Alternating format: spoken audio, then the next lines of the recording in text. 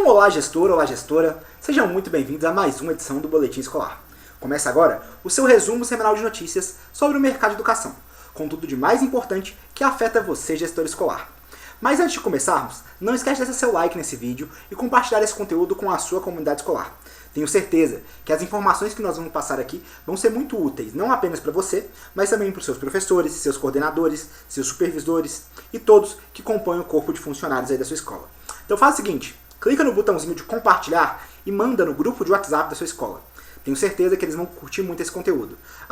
E para não perder nenhum dos conteúdos que rola por aqui, se inscreve no nosso canal e ativa o sininho de notificações. A gente está ao vivo aqui toda segunda-feira, sempre às 18 horas, com as melhores notícias sobre o mercado de educação. Agora vamos para as notícias? Um estudo lançado pelo UNICEF, o Fundo das Nações Unidas para a Infância, aponta que o país tem quase 1,4 milhão de crianças e adolescentes entre 3 e 17 anos fora da escola. O mesmo levantamento também concluiu que mais de 5 milhões e meio de brasileiros nessa faixa etária não tiveram atividades escolares em 2020 por causa da pandemia.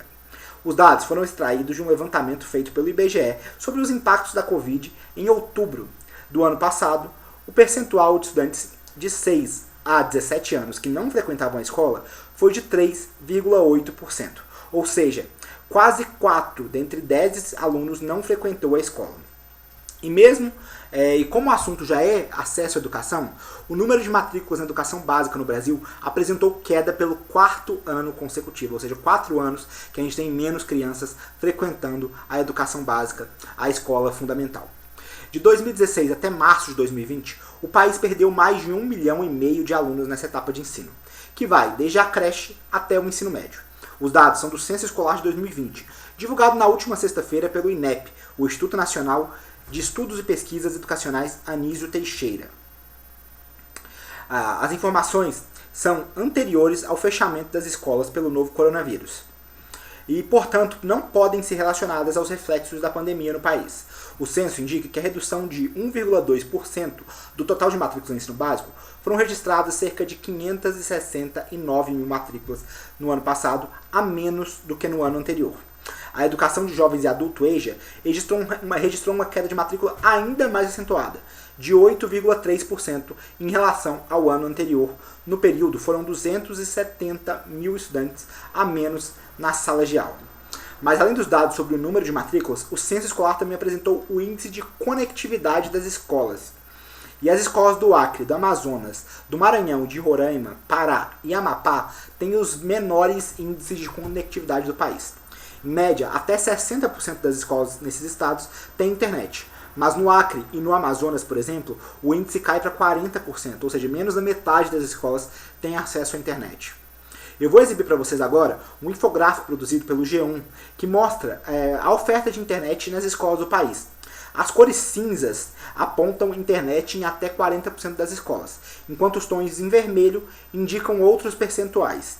Quanto mais vermelho tiver a região do mapa, significa que nessa região a gente tem uma maior quantidade de escolas conectadas à internet.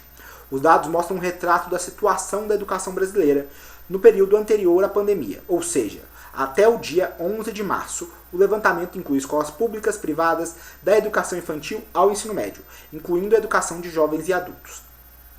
A oferta de internet nas escolas é um requisito importante para o planejamento das voltas às aulas presenciais, que deve permanecer com recursos para o ensino à distância, no qual todos os estudantes permanecem em casa, ou com o ensino híbrido, que deve acontecer na maioria das instituições de ensino, com parte dos alunos tendo aulas presenciais e outra parte tendo aulas remotas. Na análise para o ciclo, as escolas de ensino médio são aquelas que têm a maior conectividade do que as de ensino fundamental. No ensino médio, quase 97% das escolas têm acesso à internet, enquanto no ensino fundamental são apenas 76,1%. Já por tipo de rede, a particular tem mais conectividade e os alunos têm mais tipos de tecnologia, como tablet, notebook e internet banda larga.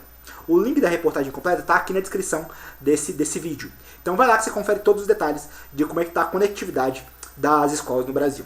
E como a gente está falando de tecnologia, ontem aconteceu o primeiro Enem digital da história. Foi o primeiro dia do Enem digital. Nas últimas edições do boletim, a gente comentou um pouquinho sobre os desafios enfrentados pelos candidatos para realizarem o Enem em meio à pandemia, e o Enem digital não saiu ileso dessas complicações. A abstenção foi de 68%, e problemas técnicos deixaram os candidatos sem prova em alguns locais do país. Dentre os problemas do Enem Digital, podemos citar uma espera de 2 horas para o início da prova para candidatos de Belo Horizonte, estudantes que foram dispensados após erro do sistema em Taguatinga, no Distrito Federal. No Tocantins e no Amapá, situações semelhantes também aconteceram. O presidente do INEP reconheceu esses problemas que ocorreram na aplicação do Enem Digital, mas todo o processo inédito está sujeito a obstáculos, foi o que disse o presidente do INEP. O objetivo do INEP é tornar o Enem 100% digital até 2026, mas os obstáculos vão precisar ser superados. E para que essa meta seja alcançada, os especialistas ouvidos pelo G1 apontam alguns problemas relevantes, como por exemplo a logística e a infraestrutura, pois será um desafio encontrar locais com computadores para um contingente de mais de 5 milhões de candidatos. Neste ano de prova do Enem Impressa, teve 5,78 milhões de inscritos confirmados.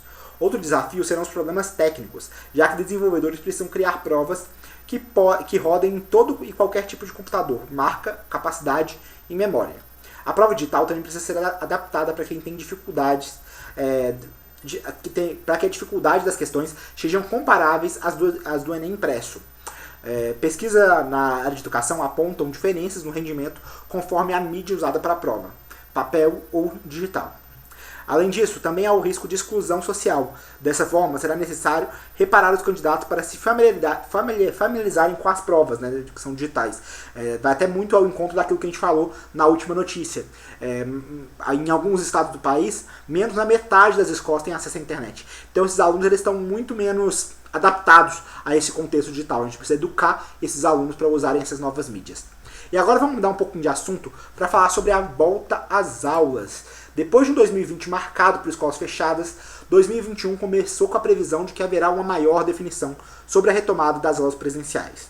Os estados organizaram seus calendários e planejaram o retorno parcial dos alunos para as salas de aula. Em geral, para fevereiro, famílias e escolas começarão a se preparar para a rotina, enquanto a pandemia, no entanto, não deu trégua.